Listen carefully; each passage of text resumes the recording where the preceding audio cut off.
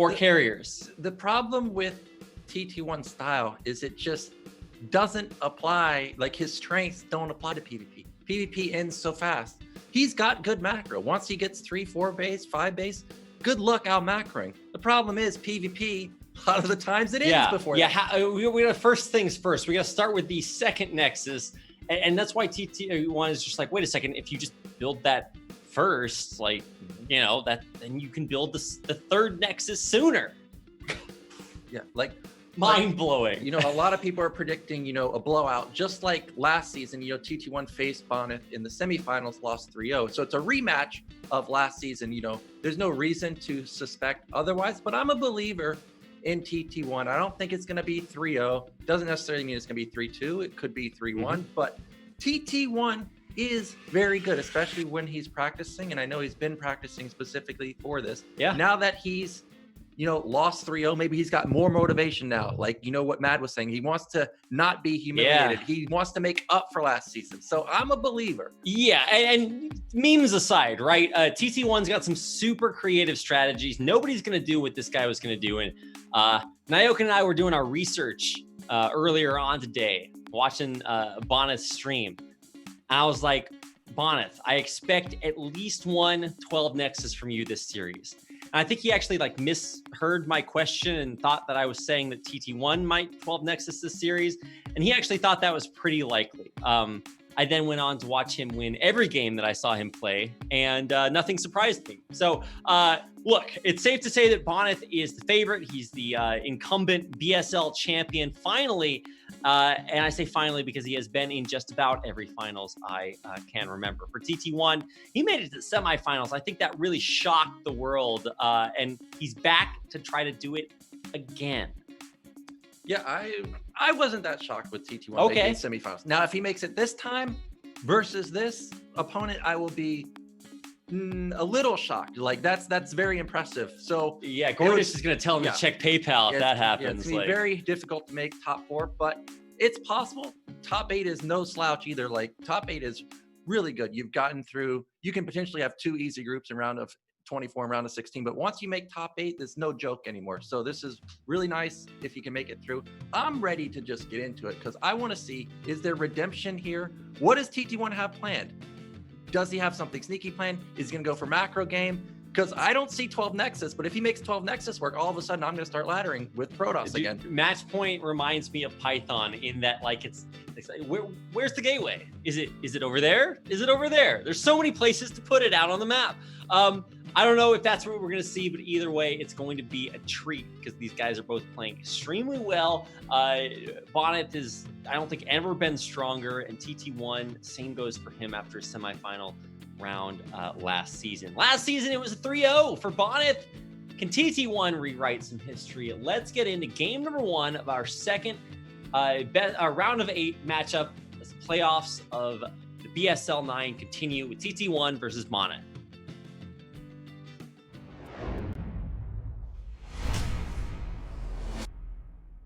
Here we go. In the bottom left-hand corner, in the blue, playing from Canada. This is the North American Hope TT1. And in the top right, you know who it is. You know who it is. It is our former champion, Bonyth. So, you know what I'm most excited for? What are you excited for? Casting with me. Other than that. Okay, all right. We've gotten 6 out of the 7 BSL maps now. Oh, yeah, all that's next is Monte Cristo. Yeah, tell me. Yes. Tell me why no Monte Cristo in BSL. Because that map is it's too new. Look, when Kix won't put maps in STPL, you know BSL's a little too ahead of its time. So I appreciate it. We got to see it a lot in the round of 16. But maybe next season. That's all I'm trying to say. Well, we do have nothing unusual. There's no forward pylon, so that's going to be no forward gate, no, rally zealot. Damn. This is without even having the players up on the screen. You know that TT1 is bottom left because that is a TT1 pylon. It's going to put the gateway behind. Oh, it's a little farther forward than I thought. Sometimes I scout TT1 like on circuit breaker bottom right. I come in. the gateway's like at the bottom edge of the map, and I'm like, oh, he's not there because I don't see anything. I don't see Nexus. I don't see gas. I'm like, and then he's actually there, and I last scout him. It actually tilts the hell out of me. And you can tell Bonyth thinks that TT1 has prepared some shenanigans, because not only did he scout the third mineral only, he also scouted around his base. So that's actually a lot of lost mining time in the early stages of the game to be spending. So I had a similar scenario in WCG where Idra knew, like, this guy's just going to scout for everything hidden. And what he did was he just went command center first versus me, because he knew I was sacking a lot of econ in the early stages. So maybe TT1 is just going for that big macro play. Like, he's going to just get as much econ as he can possibly get. He knows Bonyth is the one that's worried about some type of cheese. So maybe that's his game plan right here. Just power as hard as possible. But I'm confused what this is, because this is Gate Nexus. There's no gas. I mean, that's a lot of minerals. That's what it is. It's Gate Nexus. And, you know, it's very hard to make Nexus, a fast Nexus work in PvP. Yeah, I'm flipping through my Protoss build order notebook, metaphorically speaking. I don't know if this one's in there. I can't really say I've seen this a whole lot, but I don't think it's a big surprise to see TT1 try to put that early Nexus pressure on his opponent, because this is really, you know, where you sort of plant your flag on the moon or Antarctica. This is your come at me bro moment, because the Nexus is down. Either you throw down one of your own, or you come across the map and try to kill him. And I think that is what is in store here from Bonyth. Well, my question now is, what's our follow-up from TT1? Because range is going to be delayed. Yeah. Goon is going to be delayed. You don't know. I'm reminded of a quote from, well, maybe not a direct quote, but like from Gur back in like 1999. Okay. He was the best Protoss player back then. He was talking about how, you know, when you get range, then I could have spent that money on like an extra goon. So in this case, you're spending 400 minerals on a Nexus. That's potentially 3 goons right there, lead for Bonyth right here. So how is TT1 going to catch up? Here's the answer. He's going to catch up by going into a forge. He's going to try and defend with some forge or with some cannons. But Bonyth has other ideas. This is a 3-gate, and this is going to be a very quick game. There's going to be so many goons. He's going to have range advantage. None of TT1's units are going to be able to range it. And goons do very well versus cannons, so this might just be over in a heartbeat. I see you say that, but I don't think you're prepared for how many cannons TT1 is willing to build. This guy will build 9 cannons in front of his base. Well, the thing is he scouted and only saw 1 gate. Oh, and that's true, yeah. Now, he did also hide a probe that TT1 didn't see. So there's no reason to suspect this might actually just end right here. Because it's 1 zealot, 1 goon versus 1 zealot. Yeah, 2 goons. This is what I was saying. Like, he's also about to have range. He's just gonna win. Yeah. These goons are getting clumped up behind the probes in the main. So actually, this is chat. Count down with me. All right. Range is about to complete. So you're starting by counting 20 in the chat, and then you count down to 19. And by the time you hit 1, we'll be in the next game. So 18, 17. Look, we're almost there. How do you even play this? Like, he's gonna lose both goons. Yeah, not only is he gonna lose both goons, but the 3-gate is gonna kick in right about now. And with that goon falling, it kind of feels like this game is over. Yeah, and his econ from the natural he didn't lose a single goon. Oh, the stutter step. He picks off the weakened goon, nails the zealot. It's 1 dragoon against the world. Cannon's finally starting to be built. That will never see the light of day. Dude, you guys are really good at counting down. You're about to hit at 7. Here we go. 6, 5. We're just counting numbers of dragoons right now. Picks off the last cannon, picks off the last dragoon, and we are out of there. GG. TT1 taps out. You guys nailed it. Good job, chat. Even you can predict how dead TT1 was in game 1. Damn. Nexi. It's one hell of a drug.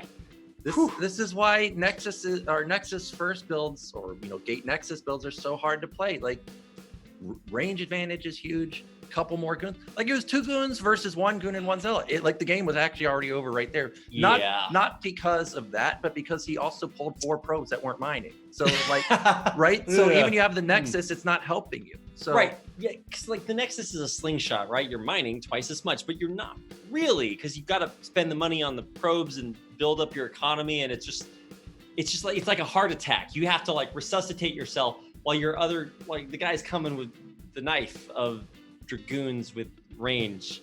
It's a metaphor, guys. Just get used to it. Anyway, that game number 2 is something I never want to see again. But I'm hopeful for game number 1. Game number 2, I'm excited for, because now we get a chance to see, I think, more of that rock, paper, scissors, where it's not who goes Nexus first and can you hold on to it, but it's which player goes for, like, you know, the 3-gate, the DT, the 2-gate obs, what have you. Because the map is a little bit more normal. It's clay fields, so you've always got that chance to have cross spawns, and maybe things get a little bit more interesting there. I can appreciate the dynamic nature of this matchup. That's just not what we saw in game number 1. Yeah, so I wonder what TT1's going to pull out here, because it's a 4-player map. It's going to be scouted even later, so this might actually just outright be Nexus first. But if we go for that, again, I'm just so worried that we just instantly die. So it looked like, actually, no, let's just wait. I just want to get into it. See if TT1 has anything planned for Bonyth. Is it going to work? Bonyth, he crippled his build a little bit in the early game. Not crippled, but he scouted early and still went 3-gate and still won easily. So I don't know. Can you stop him? He's undefeated PvP. It's time. Let's go into game number 2. The map is Clayfield. Bonyth up 1 game over TT1 in the quarterfinals of BSL Season 9.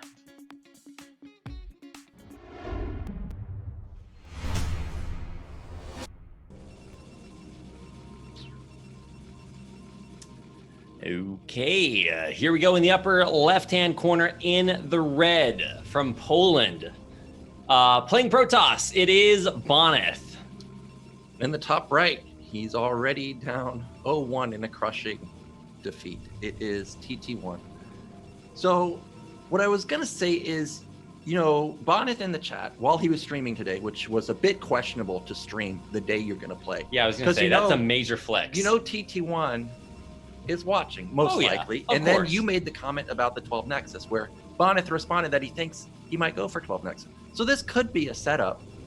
Maybe we're ultra mind gaming here, where TT1 shows like, hey, I'm going to go for an econ build in the first game, make you think like, hey, this guy's going to try super econ style. Now, maybe he opens with 2-gate like Rally Zealot or something. Maybe. I'm just saying, there could be some mind games coming in, but we saw Bonyth earlier versus a 2-gate versus somebody. He just picked the Zealots apart. He then counterattacked. The guy even caught him when he wasn't watching the screen. Yeah. And still, Bonyth out-microed him just flat out. So it's going to be very hard really to do anything. And you were saying how PvP is a coin flip. I mean, if it's a coin flip, I need that coin, because he's 10-0 PvP in BSL. I wish I could go 50-50, 10-0. I was going to say, we got to check this coin a second, see what's going on there.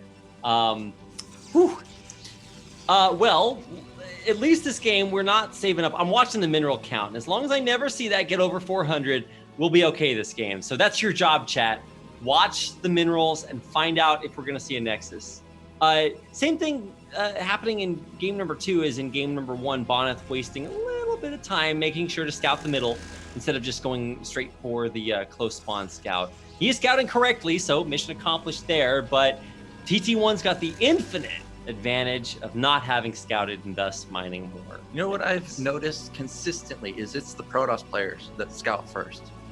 Just consistently across the board. Like, he scouted the middle and then went top right for some reason. Like, what a god. How does he choose? How does he know it? And TT1 just doing TT1 things. This guy, every time I seem to play him, just doesn't scout. It's like he doesn't need to scout for whatever reason. So he doesn't know what Bonyth's doing. When you're going to build the Nexus anyway, whatever's out there doesn't matter. Now look at how much damage this probe has done. Like, what did it do? It harassed the gas for what, a few seconds? Look at it, he's up 50 gas somehow. That delays range for so long. So there's going to be like a real window of opportunity to go for a range attack. Maybe if it's even only 10 seconds, maybe he can catch a fight before that happens. And the probe sees that range hasn't started. But Bonyth, he's got enough gas. Is he going to use it on range? Okay, now he does start it. So actually, there is no advantage because TT1 just upgraded at the same time. Yeah, I was gonna say it's literally exactly the same time for both of them. So, I mean, look, we were trying to make a mountain out of a molehill there. Desperate for any difference to make this not an exactly identical opening to the game. And I mean, it isn't exactly identical, but a small advantage on some timings for TT1. For the most part, Bonyth is right on time with things that really matter, like range. So really, we get a chance to kind of wait and see what the gateway count's going to be, whether or not we're taking all the way up to something crazy like DTs or Reavers or whatnot. And who is going to be the first one to throw down that dastardly deadly Nexus? Because it might not be TT1 this time. TT1's still not scouting, and it feels like this, when you don't scout like this, it feels like a dead giveaway to what you're doing. Like, what else could TT1 go for? If he doesn't go robotics and we don't scout the guy and the guy went DT, we just lose. Yeah, true. So it feels like Bonyth should know that this has to be robotics observer. Like, there's just no scouting. Now, I like Bonyth's pylon position. He's got one at the top right of his base, so he can see a potential drop coming in, because it has to be robo play from TT1. I would actually like Bonyth to just go straight Reaver. Like, if he was to go delayed DT, I think that'd be very surprising. Probe somehow. Oh, does not get it. Yeah, no, I definitely thought that was getting in. The surprise Zealot. I actually love what Zero did with the Fog of War there. Big fan. Of course, if you guys don't know, Zero is the one doing the observing and the adminning, and I'm pretty sure he has a second keyboard on the floor that he uses with his feet to like answer chat questions while also observing at the same time. So big shout out to him. Definitely, if we subbed him in, could micro these Dragoons just as well. So yeah, this is going to be a big sneaky surprise here for TT1. He's hiding up on the high ground, and now he can actually come back around and flank these Dragoons. But this is going to be huge. He didn't see it though. So okay, now he's going to see it. He didn't see it. Oh no. My gosh. Wait, watch. That would have been free goon kills. He doesn't know, lol. Yeah, no, it's free Dragoon kills if he could have flanked them. And actually, first shots coming off here. This is a big moment. Fortunately, Dragoons suck and are stupid, so he just pulls back. But that means you can't fight straight up anymore. So we do have 3-gate observer from TT1. As expected, it had to be observer. It couldn't be anything else. We do have fast support bay for Bonyth, but he did not go straight Reaver like I was expecting him. He did just go observer himself. He has 2 gates of his own, so he's gonna have less goons, but he's gonna have that super powerful haymaker Reaver in the back line. We saw him just decimate DeWalt last time with those haymakers, just crush. So he's gonna feel confident to go and take a Nexus. Now 3-gate, that's gonna give what, TT1 maybe 2 goon advantage, 1 goon advantage. So this is his window to go. If he's gonna make something happen, now's the time. There's no Reaver out just yet. Oh man, it's about the pop though. Yeah, seconds away. I love how it's Reaver then Observer. Yeah, really, we gotta have our priorities straight here. And just in the nick of time too, because this is the Nexus. This is the come at me moment. Oh, Snipey snipes it. But the Reaver's right here just on time. Bonyth, how do you do it? Oh! Scarab comes out, insane connection, hits all of those first 3 Dragoons, and another big Scarab goes off, but still, I mean, it's a scary number of Dragoons, more piling in here. I definitely don't want to lose 1 Dragoon for free. That's not where we want our Dragoon. He hit those goons like right in the center, so tons of them took tons of damage. And Bonyth is up probes. He's got his Nexus up faster. He's already got 1 Reaver out. TT1 is just now getting his first Reaver. He doesn't have a shuttle, so it's not like he can drop the main at the same time. So everything going perfectly for Bonyth, at least for now. He's going to get into the mid game. We were talking about the strength of him is the macro. So he's at least going to get his Nexus up. The problem is once the second Reaver comes out and once the shuttle comes out, how's he going to engage the army? We saw DeWalt try and do it, but the micro was impeccable from Bonyth, picking up the Reaver over and over and over. Yeah, you do not want to contest the shuttle Reaver micro from Bonyth. So I mean, even though it kind of sucks to like see your opponent put down a Nexus and then just put down one of your own, we're going to get farther in this game than we did in game number 1. So is that mission accomplished? I think so. Speed on the way for Bonyth, and these are the games you want to see. Speed shuttle Reaver games from Bonyth. Give me more of those. Yeah, now TT1 does have his pylon set up in a good position, so he's gonna see. Oh no, the thing gets corrupted. Yeah. Yeah. Yeah, I was like, wait, did he really not send 9 probes to mine? Look, we've all got our off days, but yeah, we got a buggerino. So we're just gonna go restart the replay from the beginning. Forget what you saw. No, I'm just kidding. I think we'll go back into about 7 minutes, 7:30, something like that. We'll leave all the technical stuff up to 0 and make sure you guys send a strongly worded email through blizzard.com to David Kim and Mike Morheim, who will fix this bugged replay immediately. To me, it's very unusual to me. Like, how can a replay bug out? Because the replay is just supposed to. It just records it, just right? record the action, right? So you would expect the game to have actually been bugged too. So the explanation that weird. I got is a little bit like the glitches in Pokemon. If you ever play that, where like due to like buffer overruns, sometimes you put a value where it's not supposed to be. And so basically when it reinterprets the replay data, sometimes it looks like something else. And then all of a sudden everything just like goes kaput. That's layman's terms for I don't know, but we're going to get back into the replay exactly where we left off. When we last left our heroes, I think we had TT1 with the Nexus. We're getting our Reavers out, and the game is basically even, if not a small edge for Bonyth. So I think we're ready to get back into the game.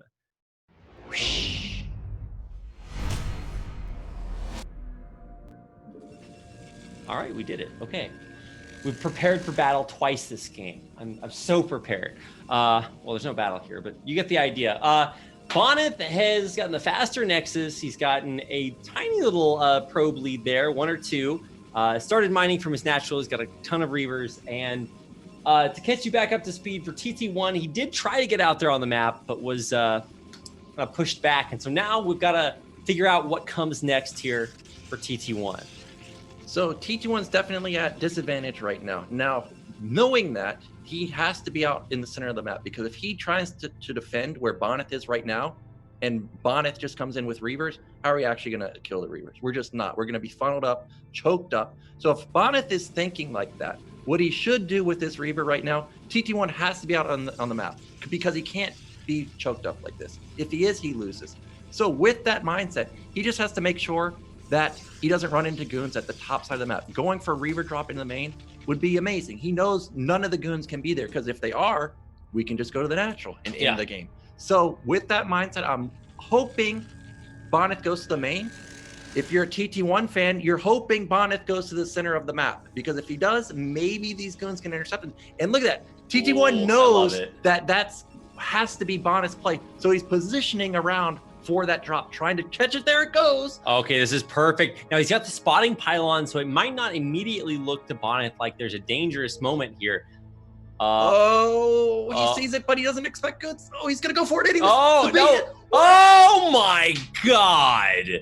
How does he know? Oh, how does he know? TT1, if he had just backed off a little bit fast or a little bit more, but this at least bought time for TT1 to get a Reaver and shuttle of his own. So now he can actually straight up fight in the middle of the map. Now look at the supply, even supply, but TT1 has two more goons. A couple of first shots actually go off for TT1. It's only 1 Reaver. But you're right, the Reaver difference is about to be made here. It is 1 Reaver. Whoa, it's actually 2 versus 2. But the superior shots actually come off from TT1. He got there a little bit ahead of schedule, but it's all going to come down to this Reaver shuttle control. Well, regardless, the game sense from TT1 to be at the top, middle, and bottom right was perfect read for him, regardless of whether he caught it or not. Now he has even fight. He's down 2 workers. So that's made up an army. So he's actually got an even army right now. Goons are way far forward for Bonyth. These are free hits. A shuttle doesn't unload fast enough for TT1 though. Oh my God. Yeah. Oh my God. Just look at all the blue goo there. It's hard to tell whose is whose. But TT1 just dropping out his Reavers a little bit too slowly to really get those value shots. And he doesn't control the high ground here, which means he can't block those massive shots to the back of his army. Oh, that's going to be 2 goons. That's 1 goon down, but those are Reavers that are way too far forward. Where are TT1's Reavers? What are you doing? They're not unloading. Oh my God. No. I mean, God. Oh God. Well, look. You had us in the first half there, TT1, but when it comes down to it, no one really beats Bonyth's Reaver control. Now, trying to take the high ground, this makes a lot of sense on paper, but I mean, look at the speed shuttle. It's just gonna ram these two innocent Reavers deep inside this blue Protoss army. Everything explodes, and boom goes the dynamite. GG! TT1 taps out, and Bonyth speed running his BSL rate, still 100% wins against Protoss. I read that stat in Ariador's article. I couldn't believe it, Nyokin. I looked, and Bonyth has never lost a game, not a set, a game against a Protoss player in BSL. Yeah, that's very impressive. Like, you think of, who comes to mind that you could even think could possibly do it? No, I mean just in general. Maybe DeWalt. Rain is somebody that you think never loses. Oh yeah, yeah. Maybe Snow, except when he plays Rain. Yeah, you had like Bisu went on a sick win streak in Pro League, but that's against like all races, not just one. But those are like the only people that come to mind where like they're an assassin, right? But he's clearly the foreign assassin. It doesn't get much better than that, and you're starting to see why. It's not even that he does anything like super flashy, right? No. He's like, well, you built a Nexus, so I can kill you. Done. It's like pretty textbook. Game number 2, it's like, well, I built this shuttle and the Reaver, and then I micro them. It's like, okay, well, I just did that better than you. It's like, okay, well, I guess you deserve to win. And then you keep going through game after game, and you're like, well, you just did everything you were supposed to do, which is apparently quite difficult to do. And for TT1, he does not want to repeat that 0-3 he had last season against Bonyth. No, and it looks like we're going to repeat it because flat out microed in the center of the map. You can forgive game 1, like, okay, we just didn't have anything, but he caught up, and then we just had a poor engagement. So he's down 2-0 in 16 minutes. It's looking ugly. So he needs some energy, chat. He needs it. We're down 2-0. Escalade's our final hope, or he's out. Yeah, so give TT1 your energy if you want to see North America make a comeback. If you are the massive number of Polish apologists in chat, then, well, I think you know who to cheer for. Bonyth up 2-0 in dominant form. Let's get into our third game in this series on Escalade and see if TT1 can bring it back, or if Bonyth is going to steamroll his way back into the round of 4.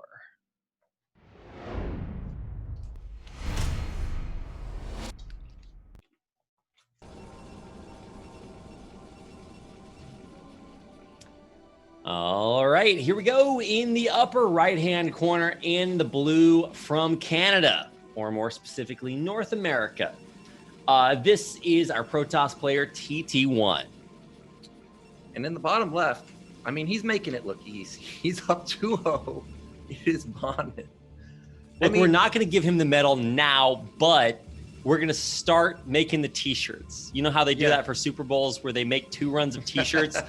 We're just going to make the first run for Bonyth, and then we'll get to the TT1 shirts, because there's always a chance the reverse sweep could happen. I've seen stranger things, but not many of them.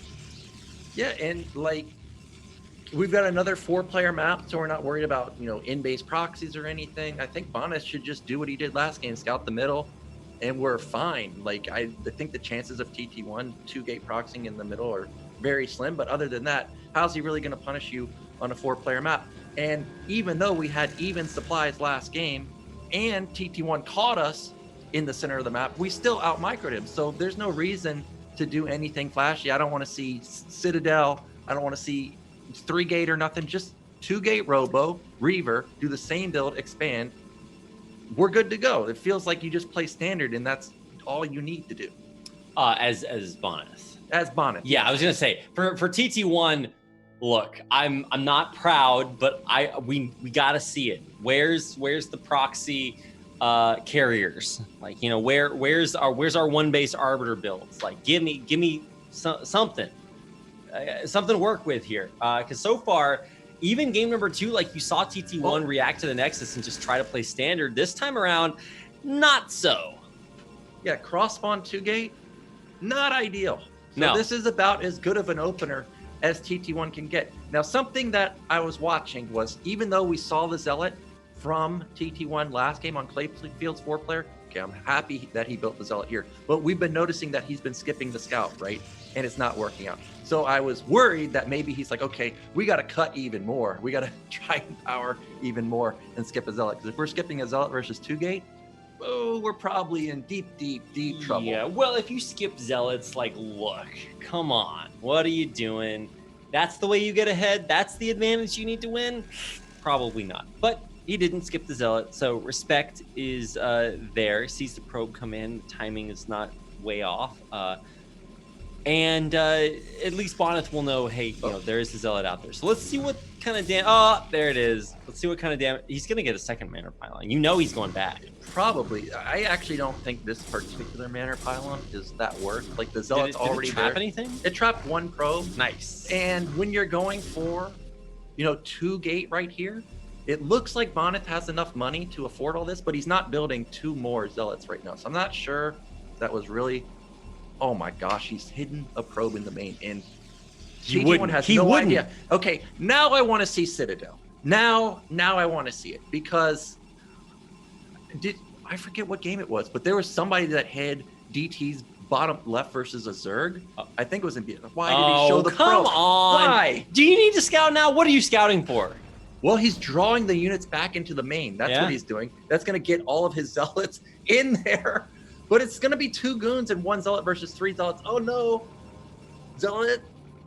How does the probe live? That's my question. Yeah, he's still in there. He's actually not even going to die as he runs out of the base. Really good probe control so far. He only lost 1. But even this is still going to force a lot of lost mining time. Second probe's going to go down. But regardless, this was actually not bad. And trading three Zealots for 3 probes. Oh, God. 4 Zealots. I don't know about this now.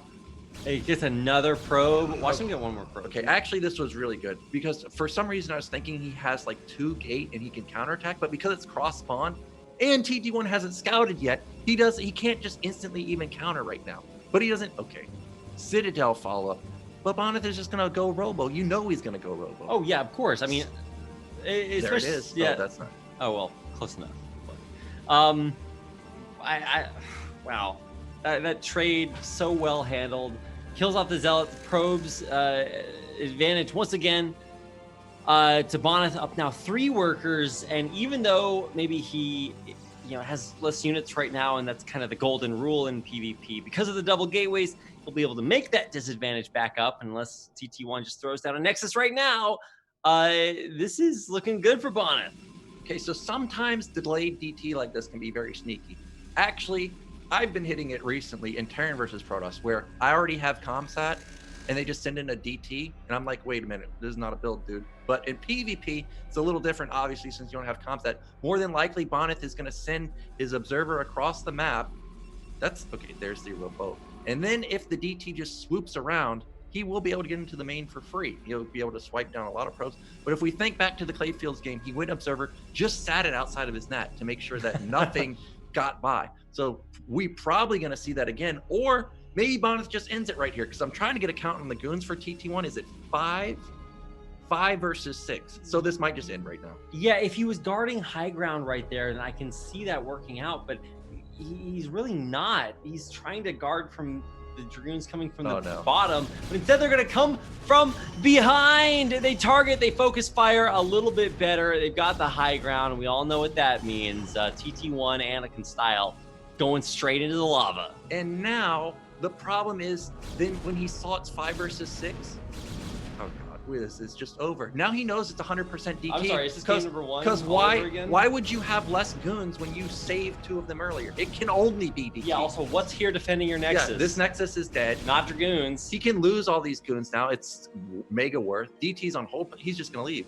Yeah, I mean, who cares? Like, you killed the Nexus, or at least delayed it. Oh, actually, Bonyth has a shuttle, so does he have an observer? I don't even know yet. Okay, he does. Okay, I mean, he cancels the shuttle to build an observer. So yeah, he's like, not even I can get away with just. He swiped with the DT on the goon, and that's when Bonyth canceled it. So this was a big misstep, because now there's no chance of TT1 getting in and dealing sneaky damage. There was an opportunity with the shuttle, but now no chance. Yeah, if that shuttle had been like halfway done and the DT's already in your base, you're not going to get the observer off in time or out in time before they're able to do anything. As is, they kill like a unit, and I don't think they're even, yeah, no, the observer's right here. As soon as these things get picked off, you can grab that one. Yep. And that means that there's one DT and a dream and an observer and a whole army here to turn that into a nightmare. Now you're stuck with Templar Archive. Sure, you can go into Cannon Storm, which is what a lot of players do. But what's that going to do? That's just going to give map control to Bonyth. That means he's also going to have an exposed main because he's going to be going into Storm. He's not going to have as much goons. So Bonyth can really just do whatever he wants. You want to go Gateway, man? It's going to work. You want to go Reaver, man? Gonna work. You want to expand? Fine. You can do all types of things. This DT is going to fall without really doing anything. Oh, it's a heartbreaker. Yeah, I mean, it certainly seems like history is about to repeat itself here. TT1, like, he is trying to hang on, and he did use that DT, I guess, to okay effect to hold off what was basically his untimely demise. But with the canceled Nexus, it's just so much slower. You know there's Reaver Shuttle coming in on the other side, and if you weren't able to beat that on even footing in game number 2, how are you going to do it from behind in game 3? And Bonyth read the Team Liquid article. TT1 really good at macro. So we're just going to kill him before he can macro. Now it is Escalade, so it is hard to get up this ramp. But Zealots don't care about goons. Get me up here, man. Bonyth wants to end this. Yeah, Dragoons, no one care that. Certainly not Bonyth. He is going way up that ramp. And even against even odds, he is going to come out ahead. And those were certainly not even. Crushing through the Dragoons, them dying one by one, nothing left to defend. I think we're about to watch Bonyth complete his speed run to the semifinals. That's it, GG. TT1 taps out, and Bonyth, a perfect, flawless victory, not only against TT1 here, but remains undefeated against Protoss players in BSL. Yeah, and Bonyth just makes PvP look so easy. Reading TT1 like a book. It looked like at the end, maybe he didn't read the DTs, but other than that, microed perfectly. There was a moment in the center on Clayfields that I thought TT1 had it, but he couldn't control. The Reavers always unloaded first for Bonyth. How did that happen? They unloaded first, they shot first, their Scarabs connected better with more splash damage. It boggles the mind. What a way to see a player win. I really think we did get a couple of very polarizing games. You got the first game, which was like a nail-biting back and forth, almost the comeback from Mad with some really kind of cool adaptations to different strategies of course, the series. And then you just get a chance to watch a player like Bonyth, who is a BSL champion for a reason. He's also the Corrupted Cup champion. And I think going forward, I remember he gave this interview after winning Corrupted Cup, where he basically said before, as long as he made to top 4 and had some good games, he was okay with the outcome. But now that he had a wife and a child and a family, he's taking these games extra super seriously to win everything. And I'm pretty sure he's actually just won everything since then. So I don't think it's stopping now. We're going to see a lot more from Bonyth a little bit later on. And I think if I'm not mistaken, we do actually have the chance to hear from Bonyth now in the form of an interview. So let's see if we can get Bonyth on the line and get him in here for an interview. Looks like he is on the way, and we have Bonyth here. So congratulations, Bonyth, on advancing on to the round of 4. You have a 100% win rate against Protoss players in BSL. How do you do it? What is that? What is it like to wake up and know that you've never lost to Protoss in BSL? Oh, yeah, I still can't hear. Oh, okay. All right. Hello. All right, hello. We're good. Okay. What is it like to be that good? Well, I don't know. I didn't do anything spectacular. I just make goons and reavers and that's it. Why the other side couldn't do that? All right, I hope you guys are writing this down. So first you make the Dragoons, and then you make the Reavers, and then you just win everything. So, from one person who's never lost in BSL to another, Bonyth, I really do appreciate getting a chance to watch you play. It's clear that you're feeling really strong and well prepared for this season. Like, what did you think going into your series against TT1? I know I don't want to take credit for suggesting that TT1 might go for an early Nexus in your Twitch chat earlier on today. Did that help you win your series, or were you just very prepared against TT1? Thank you, Rapid. It was all thanks to you. Oh, you're too kind. Look, if you want to split the prize money, 20%, that's all I have. Anyway, what did you think going into up against TT1? It was PvP. So as Naoken mentioned during the game, it may be somewhat of a coin flip with build order counters like DT countering gateways, and TT1 potentially could know I would play safe. But so that's why I went 2 gates. So I put him under a lot of pressure, and everything turned out well. And truth be told, I feel pretty comfortable with PvP. Micro-intensive matchup, I don't know, it was fine. I could go out from my group from second place, and then I'll be facing True Touch. Now that would be maybe not, maybe next time, right? Let's save that for the finals. So I was pretty happy with actually facing TT1. So speaking of preparing for the finals, we were talking to Gorinich earlier, and he was talking about the finals of the last BSL, where you guys faced off in a super close, epic series. And now you're going to be playing Gorinich again, history kind of repeating itself. You 3-0'd TT1 in the semifinals last season, and now you're also going to play Gorinich next. Now, that worked out pretty well for you last season. What do you think about repeating that this season, playing Gorinich in the next round? How do you feel about that? I love a repeat. I love to beat him, although Gorinich is a very strong Zerg. So maybe not as scary as True Touch or Eon Zerg, but still very scary. Such a good macro beast, so I will need to prepare a lot. Thankfully, I have True Touch on my side. By the way, I practice against True Touch as well to prepare for a PvP, because if you are prepared for a PvZ, then PvP is no problem. As for history repeating itself, it's kind of funny because I faced TT1 in previous season. I faced Gorinich in the previous season. So as long as I potentially could face True Touch, either for first match or first place match, I would play the same players in the tournament as the last season. Yeah, it's BSL deja vu.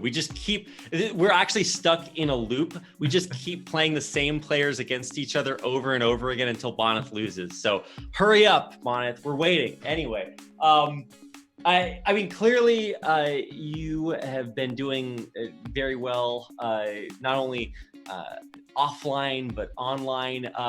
We've also got other tournaments coming up.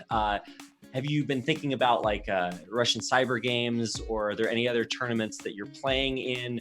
Or are you just super focused on BSL right now? Well, I'm not thinking too far ahead because what's the reason? How can I prepare 4 months in advance? Just once it's one month before I can take something more seriously. Also I take tournaments like BSL pretty serious, because Grandpa, after winning Corrupted Cup, he keeps asking me when I'm playing other tournaments, and he keeps ringing to me, and I tell him, oh, I play this week, and so he's gonna call me tomorrow or Monday, and he's gonna ask me about the outcome. So there is no way I can lose. There is simply no way. I need to keep winning until I win it all. We got to do it for Grandpa. You have any questions, Naoken? No, not really. You asked the question that I was going to ask. It's basically a rerun of last season. Yeah. So I don't want to get too far ahead of us, but Do you really want True Touch in the finals? Like I think we were memeing in the earlier stages. Like if you Yeah. get second, you're gonna get True Touch in the Right. in the bottom side of the bracket. Is that who you want to face, or who would you want to come out into the finals? I guess. Let's see. Well, first I need to obviously beat Greenwich, and that's not gonna be easy. Definitely. As for the finals, well, Oya most likely would be ideal for me because since it's PvP and I have a pretty solid record. Terror wouldn't be bad either. Well, it's Terran, so Protoss have a good time in PvT. Devault and True Touch are kind of scary, and so truth be told, realistically, they're more likely to advance to the finals. All right. Well, I don't know how many other questions to ask you. Can I have your autograph? Actually, I think I do have that up. I don't know. Maybe I already sold that one on eBay for $1 million. But it's just great to watch you play, man. Congratulations on making it back to the top 4 once again. We're just gonna seed you into the top 4 for every other BSL season. I hope you're okay with that. What an amazing turn of events. Do you have any shout outs for your fans, your subscribers? Who do you want to thank and credit your wins up to this point? Well, to my viewers for supporting me, even if I wasn't probably wasn't an underdog. So thank you guys for cheering up for me despite TT1 being the underdog. Also to my wife for supporting me, for leaving my room when I'm playing, etc. Who is there else? Or for True Touch, like he's always there to as a practice partner. So I'm glad if we meet, it's going to be in the final round. So I suppose this will do it. Okay, well, I think that's it. Thanks so much for this interview, Bonyth. Good luck in the round of 4, and we look forward to seeing you again in 2 weeks, I guess, because we got 2 weeks. Oh yeah, because we got the next 2. Wait, what? No, it's next week. All right. Yeah. Okay, next week. Strike that. Okay. Tomorrow we have Russian Cyber Games, North American qualifiers. So we'll have a round of 8 for BSL next week, I believe. So Is it? Maybe it is. Okay, all right. We've got the calendar coming up next. We just let the players run BSL from now on out. There's a look at the round of 8. We are splitting it up thanks to the Russian Cyber Games American qualifiers. So it's all a lie. Nothing we've said all day long has been true. Do not pay attention to the casters behind the green screen. Okay, well, never mind. I'm sorry, Nyokin. You can't spend the night anymore. Next week. Yeah. Next. Okay. Next. Wait. What? Yeah. Next. No. Yeah. Okay. All right. Next week we're good. Whew. Okay. All right. Thankfully, we're saved. I can have a normal sleep schedule again. I don't know what I'm gonna do with myself. This is crazy. So that's the calendar. Mark it down, or just tune in and find out there's no games tomorrow. But it's up to you. That's the great thing about BSL. You can choose when to tune in. It just might not be on. So we'll conclude the round of 8 on the 23rd. So make sure to come back from that. And of course, the round of 4 on the 31st. And then next month, we'll conclude BSL Season 9 for your viewing enjoyment. Coming up next week, it's Terror versus Oya, and then True Touch versus DeWalt. I don't really know how to call that. I think a lot of people might not have expected Oya to get this far, maybe as an underdog. True Touch, obviously, he's got Rocket Man booster packs strapped to his back, and he's going straight to the finals. Who can stop him? Maybe it's DeWalt. I don't know. Maybe, I mean, Oya, I agree, kind of the underdog, but he's very aggro. And if you can start snowballing a lead versus Terran, it's going to be very difficult. So I think this is his best opportunity right here versus Terror. Then True Touch versus DeWalt should be really good. You know, I always like DeWalt, and then he always underperforms. And now he's got like one of the best players to go up against. So it's going to be really tough for him. So I'm looking forward to it. I think we may actually have the dream finals of True Touch versus Bonyth potentially, and that would be pretty epic. I mean, look, a man can dream. So that's what you have to look forward to in the BSL round of 8. We have a couple more things to go over before we finish things off for today. So yeah, I think there's just two things. So first of all, we had a bracket contest for the last season of BSL, and we just want to award or announce the winners. The prize was supposed to be something else, but instead we turned it into a shout out. So let me give a quick shout out to the the BSL bracket contest winners. We had first place. It was Fisheye, written here as Mr. Fisheye, with 45 points. Then it was Mr. Tupacalypse, Mr. Return, and Mr. Seriosity, who all had 40 points. And then Mr. Tech Sky, who had 38 points. All of them did better than I did. So congratulations to you guys for first, second, and third collectively. And of course, thanks to everyone for competing and participating in the BSL bracket contest. We've got another one that we'll announce a little bit later. So if you guys did do the bracket contest, don't worry, your shout outs coming if you placed in the top 3. We also want to shout out the Patreons and everybody that makes BSL possible, whether it's the people behind the scenes working on BSL directly or just you guys helping support us, like Star Lover at $100 a month, big fan, Striker at 50, and then Chemcheck, Moontang, Spacewalk, Lingam Pump, LML, and everyone else. And if you are in that everyone else and you want me to read your name, it's got to be $20 or more. And if you're not in that group of BSL supporters, thanks for watching anyway. And if you can support BSL, that's great. If all you can do is spam, thanks Nyokin for your wonderful casting in chat. Look, we'll take that too. We're not going to kick you out just because of that. Or will we? Find out next time.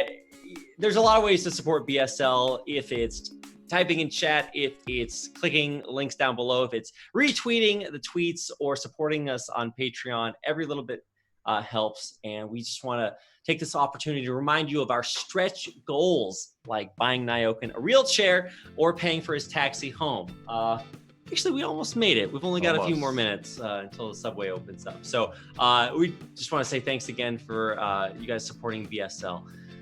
And for watching today, we'll be back next week for the exciting conclusion of the round of 8 to find out which are the final 2 players to make it to the round of 4 before we have the semifinals the week after that. So on behalf of myself, Nyokin, Zero behind the scenes, Bonyth, who is patiently waiting for us to let him go back to his family, and everyone else here at BSL, thanks so much for watching this week. We'll be back next week for even more of the Bombastic StarLeague Season 9.